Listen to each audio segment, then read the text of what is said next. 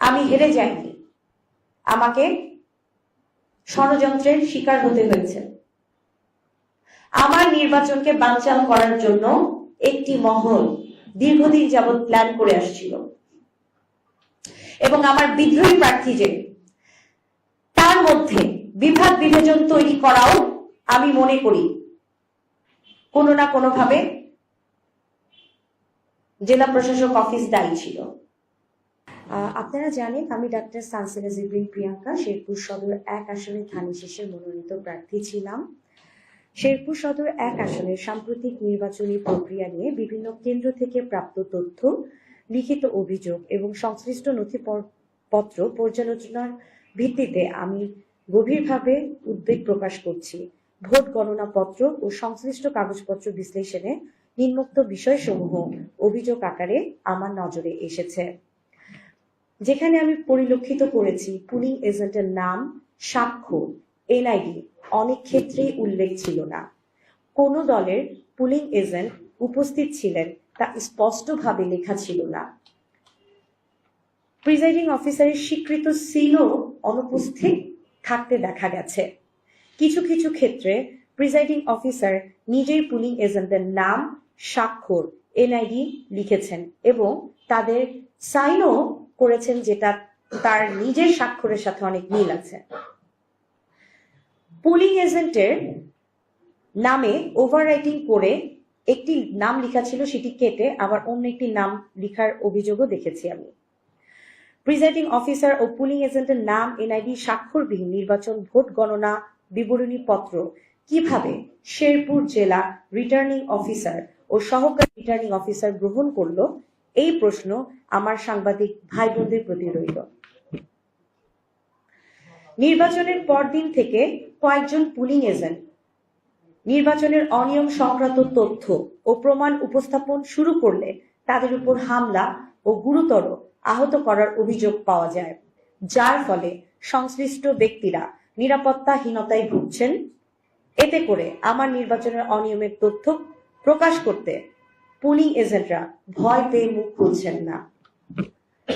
উপরোক্ত অভিযোগসমূহের সমর্থনে প্রাপ্ত ভিডিও, অডিও ও প্রাসঙ্গিক নথিপত্র একটি পেন ড্রাইভে সংযুক্ত করে আমি আপনাদেরকে আজ উপস্থাপন করব।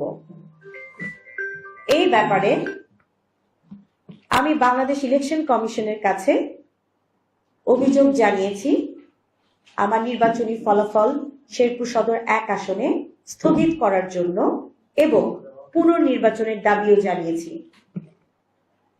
শেরপুর সদর 1 আসনের সাম্প্রতিক নির্বাচনী প্রক্রিয়ায় স্বচ্ছতা, নিরপেক্ষতা, সমতা বজায় রাখার যে সাংবিধানিক দায়িত্ব সংশ্লিষ্ট কর্তৃপক্ষের উপর, বিশেষ করে জেলা প্রশাসক এবং তার অফিসের উপর ন্যস্ত ছিল, তা যথাযথভাবে পালিত হয়েছে কিনা এই বিষয়ে আমার গুরুতর প্রশ্ন উত্থাপন করছি এবং বিষয়টি আমার প্রিয় সাংবাদিক ভাই বোনদের দৃষ্টি আকর্ষণ করছি।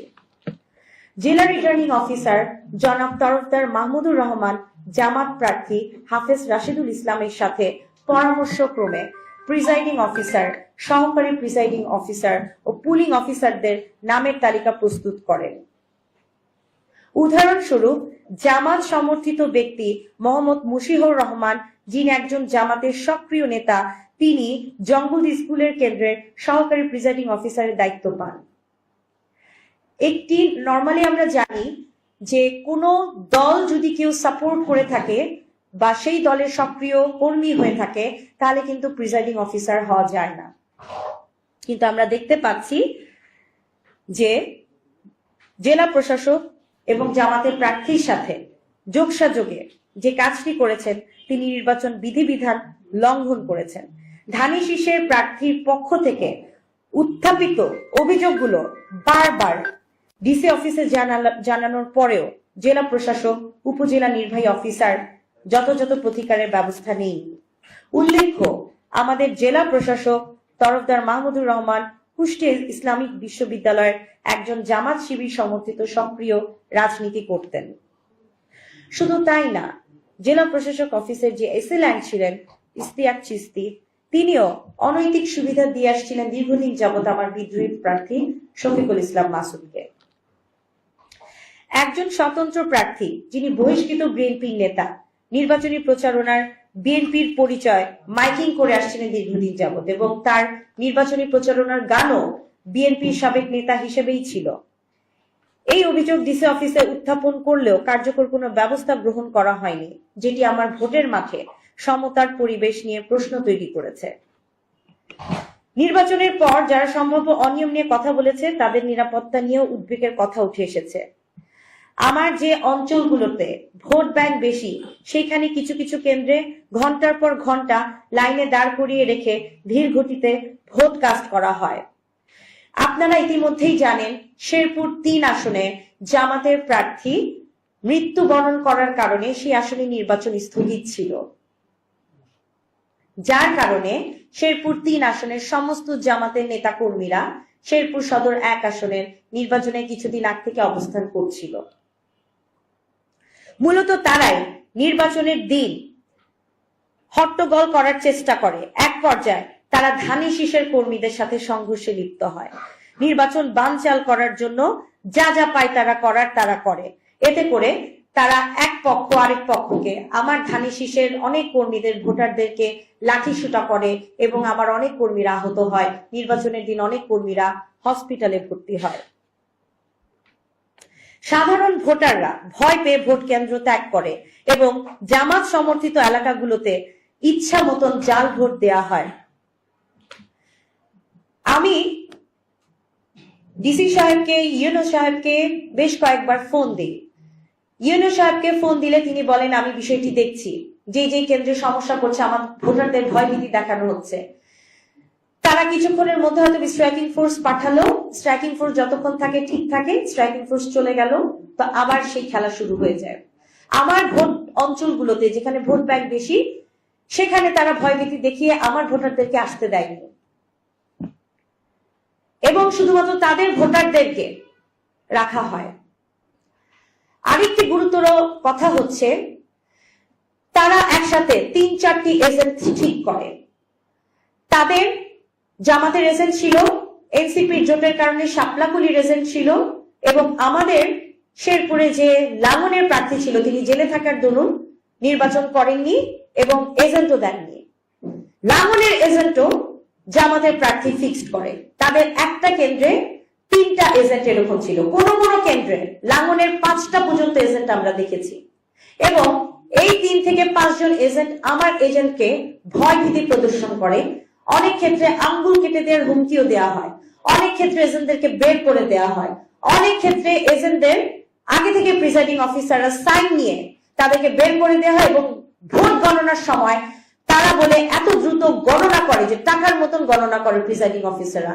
আমার এজেন্টদেরকে বুঝতে দেওয়া হয়নি এবং এজেন্টদেরকে ভয়ভীতি প্রদর্শন করে গণনার সময়ও কাছে রাখতে দেওয়া হয়নি। কোনো কোনো কেন্দ্রে আমি যখন ভিজিট করি, প্রিসাইডিং অফিসাররা দরজা বন্ধ করে রেখেছিলেন। আমি ধাক্কা দিয়ে খুলে দেখি তারা সালাম বিনিময় করছেন এবং তারা খুব ইতস্তত বোধ করছেন। কোন কোন কেন্দ্রে আমার মা চাচিরা আমাকে কমপ্লেইন করে, বাবা 3 ঘন্টা যাবত দাঁড়িয়ে আছি কিন্তু লাইন আর কমছে না। এই ধরনের অভিযোগগুলো হয়েছে। প্রত্যেকটা কেন্দ্রে সিসি ফুটেজ আছে, কেউ চাইলে সেটি দেখতে পারে। জামাত সমর্থিত এলাকাগুলোতে কোনো ঝামেলা হয়নি। আমি জেলা প্রশাসক বরাবর যে কয়টা হাই রিস্ক কেন্দ্র ছিল সেগুলো বলার পরেও সেখানে কোনো রকমের ব্যবস্থা নেওয়া হয়নি। কিন্তু আমার চরের যে 8টা অঞ্চলে ভোট ব্যাংক বেশি, সেখানে প্রতিনিয়ত পাহারা দেওয়া হয়েছে। প্রতিনিয়ত কারণে অকারণে কমপ্লেইন করে, কে বা কাহারা কমপ্লেইন করেছে জানি না, বলে ইচ্ছা মতন করে আমার ভোটারদেরকে ভয়ভীতি দেখিয়ে তাড়িয়ে দিয়ে প্রচন্ড পাহারার মাধ্যমে আমার 8টা অঞ্চলে ভোট দেওয়া হয়। আর জামাত সমর্থিত এলাকাতে ইচ্ছা মতন সিল মারা হয়। জারি প্রমাণ, বিএনপি একটা বড় রাজনৈতিক দল হওয়ার সত্ত্বেও এবং শেরপুর সদর 1 আসনে আমার অত্যন্ত জনপ্রিয়তা ছিল। আপনারা জানেন 2018 সালে ধানের শীষের প্রতীক নিয়ে আমি নির্বাচন করেছি এবং সেই সময় মাত্র 1 ঘন্টা ভোট কাস্টিং এ আমি 35,000-এর উপরে ভোট পাই। এরকম যদি এবার 2026 সালের নির্বাচনে 4 থেকে 5 ঘন্টা ভোট হতো, 2 থেকে 2.5 লাখের উপর ভোট আমি পেতাম। সেখানে আমি একটি কেন্দ্রে 7 ভোট পাই, একটি কেন্দ্রে 27 ভোট পাই, একটি কেন্দ্রে 39, আরেকটি কেন্দ্রে 49, আরেকটি কেন্দ্রে 96 ভোট কিভাবে পাই? জাতির উদ্দেশ্যে প্রশ্ন আমার রইল, যেটি কোনোভাবে বিশ্বাসযোগ্য নয়। শেরপুর জনগণ প্রকৃত সত্য জানতে চায়। নির্বাচন পরবর্তী দিন রিকশাওয়ালা, সাধারণ মানুষ, খেটে খাওয়া মানুষ, প্রত্যেকটা মানুষ কষ্ট পেয়েছে, অনেকেই কান্না করেছে। এগুলো সার্ভে করা উচিত। প্রশাসনের দায়িত্বে থেকে যদি কেউ নিরপেক্ষতার ন্যূনতম মানদণ্ড রক্ষা করতে ব্যর্থ হয়ে থাকে, তবে তার নিরপেক্ষ তদন্ত ও জবাবদিহিতা নিশ্চিত করা উচিত। 5ই আগস্টের পরে আমরা চেয়েছিলাম একটি সুষ্ঠু নিরপেক্ষ নির্বাচন। আমি বিশ্বাস করি সুষ্ঠু নিরপেক্ষ নির্বাচন সম্ভব হয়েছে, তবে কিছু কিছু এলাকা হয়তো বা টার্গেটেড ছিল, আমি তার মধ্যেই পড়ে গেছি। এবং আমি আমার সাংবাদিক ভাই বোনদের মাধ্যমে আপনাদের কাছে এবং সকলের কাছে আমি একটি অনুরোধই করব, আপনারা তদন্ত সাপেক্ষে আমার এই হেরে যাওয়ার পিছনে কারা কারা দায়ী ছিল, কোন ষড়যন্ত্রের কারণে আমার আজ এইভাবে কিছুটা প্রি-প্ল্যান্ড হয়েতে presiding officer, polling officer selection থেকে শুরু করে, পুলিং এজেন্টদেরকে সিলেকশন থেকে শুরু করে, আবার পুলিং এজেন্টদেরকে ভয়ভীতি দেখিয়ে শেষ পর্যন্ত যারা আমার নির্বাচন বানচাল করার চেষ্টা করেছে তাদেরকে খুঁজে বের করে আইনের আওতায় আনা উচিত। শুধু তাই নয়, আমি জেলা প্রশাসকের কাছে যখন কমপ্লেন করি, তিনি দুপুর 12টার পর আমার আর ফোন ধরেন না, ফোন ধরলেও কথা বলেন না। আমার ফোনে রেকর্ড কল আছে। সকাল 10টার সময় জেলা প্রশাসক আমাকে ফোন দেয় এবং সেখানে একটি কাহিনী আছে, সেটা আমার বলতে হবে। নলবাইদের একটি কেন্দ্রে কে বা কাহারা প্রিসাইডিং অফিসারের সামনে আমার ব্যালট চুরি করার সাহস কিভাবে পায়, এই প্রশ্ন আমি প্রিসাইডিং অফিসারের কাছেও রাখতে চাই। এবং তাদের ভাষ্য মতে আমার ব্যালট চুরি করে নিয়ে যায়। এবং আপনাদের জানতে হবে, এখানে আমার বিদ্রোহী প্রার্থী আছে যিনি বহিষ্কৃত বিএনপির নেতা ছিলেন। কে বা কারা ধানের শীষের সিল মারে, এটা একটা ফলস নেগেটিভ, আমাকে আমার মান সম্মান ক্ষুণ্ণ করার জন্য ধানের শীষের বলে সিল মারে, যদি আমি সেটি দেখিনি সেই ব্যালট, যার কারণে তাকে, যদিও সে বিএনপির কোনো কর্মী না বা তার কমিটিতে কোনো নামও নেই, এনরোল পার্সন না, কিন্তু সেই ব্যক্তিকে 3 বছরের জেল দেয়া হয়। এখন আমার প্রশ্ন হচ্ছে, এই ধরনের নির্বাচনের দিন একটা অনাকাঙ্ক্ষিত ঘটনা কারা করলো? আমার পক্ষ থেকে, আমার যে পরিমাণ জনপ্রিয়তা ছিল, আমার পক্ষ থেকে তো কোনো নির্দেশনা এরকম ছিল না। আর সকাল 10টার সময় এই ধরনের অনাকাঙ্ক্ষিত ঘটনা কারা ঘটালো? প্রিসাইডিং অফিসারের সামনে ব্যালট চুরি হয়ে গেল, ব্যালট চুরি হওয়ার পরেও কেউ চিৎকার করবে না, কেউ তাকে ধরবে না? তারা ব্যালট নিয়ে গেল, সিল পর্যন্ত নিয়ে গেল, নিয়ে যাওয়ার পর সেটা আবার সিল মারার সাহস পেল এবং দোষটা আলটিমেটলি আমার উপর আসবে, সেটি তো হতে পারে না। আমাকে জেলা প্রশাসক ফোন দিলেন এবং বললেন যদি ব্যালট ফেরত দেওয়া না হয় তাহলে আমি কঠোর অবস্থানে যাব। তিনি ঠিক সেই জায়গাটায় আমার মনোবল হারিয়ে দেওয়ার জন্য কি যথেষ্ট ছিল না? সকাল 10টার সময় কেউ সিল মারে? কারো মনে যদি কোন রকমের ইচ্ছাও থেকে থাকে সকাল 10টার সময় কেউ সিল মারে? আমি তো কোথাও শুনিনি কখনো। তাহলে এই ব্যক্তিটি কার কথায় সিল মারলো? কেন সিল মারলো?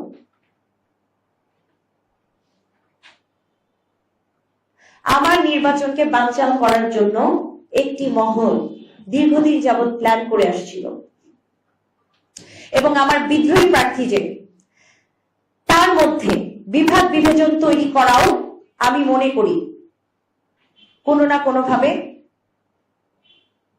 জেলা প্রশাসক অফিস দায়ী ছিল।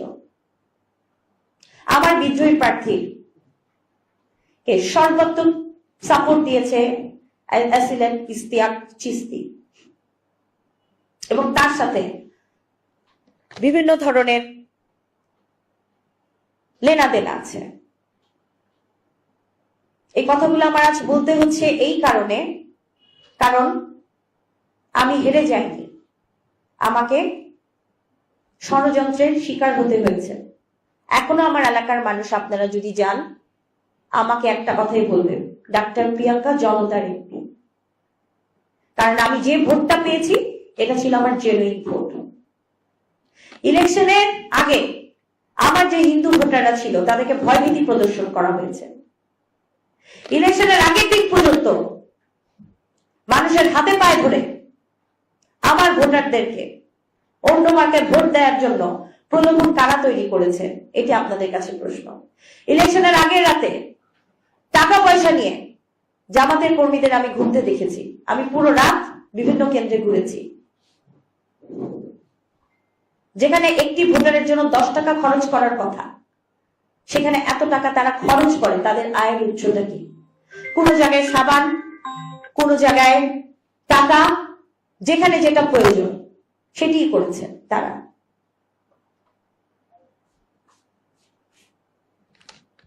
প্রিয় সাংবাদিক ভাই ও বোনেরা, আমি চাইলেই আজ এখানে থেমে যেতে পারতাম, কিন্তু এখন সময় এবং সুযোগ এসেছে প্রতিবাদ করার। আমরা তরুণরা একটি সুন্দর বাংলাদেশকে এগিয়ে নিয়ে যেতে চাই, যেখানে লেভেল প্লেইং ফিল্ড থাকবে, যেখানে আমাদের প্রতিবাদ করার জায়গা থাকবে। আমি শেরপুর সদর 1 আসনের যে ষড়যন্ত্রের শিকার হয়েছি, আমি চাই না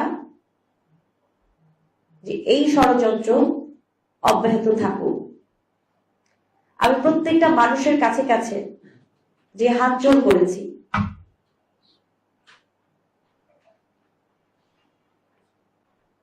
কিন্তু আমি সহযোগিতার হাত পাইনি। একজন নারী প্রার্থী হিসেবে,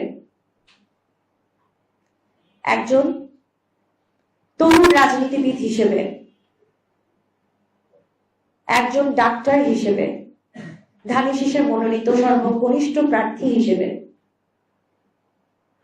এতটুকু সাপোর্ট, সহযোগিতা আমি চেয়েছিলাম।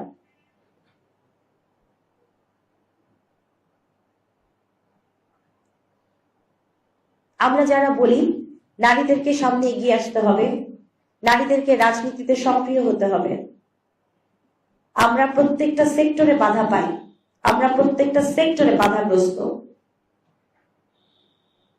নারীদের জন্য আমার শেরপুরে 52% নারী ভোটার, নারীদের জন্য যে আমরা নারীরা এগিয়ে আসবো, নারীরা কথা বলবো, কিভাবে সম্ভব তা? প্রত্যেকটা সেক্টরে আমরা বাধাগ্রস্ত। নারীর ক্ষমতায়ন নিয়ে যদি সত্যি কাজ করতে হয়, নারীদের কাজ করার সুযোগ দিতে হবে। প্রশাসনিকভাবে একজন প্রার্থী হিসেবে আমি যথেষ্ট অসহযোগিতা পেয়েছি। আমার সংশ্লিষ্ট কর্তৃপক্ষ, বিশেষ করে বাংলাদেশ ইলেকশন কমিশনের কাছে আমি আবেদন করেছি, অবশ্যই তারা বিষয়টি গুরুত্ব সহকারে দেখবে। গণতান্ত্রিক মূল্যবোধ, ভোটাধিকার ও সুষ্ঠু নির্বাচন পরিবেশ রক্ষায় আমার শান্তিপূর্ণ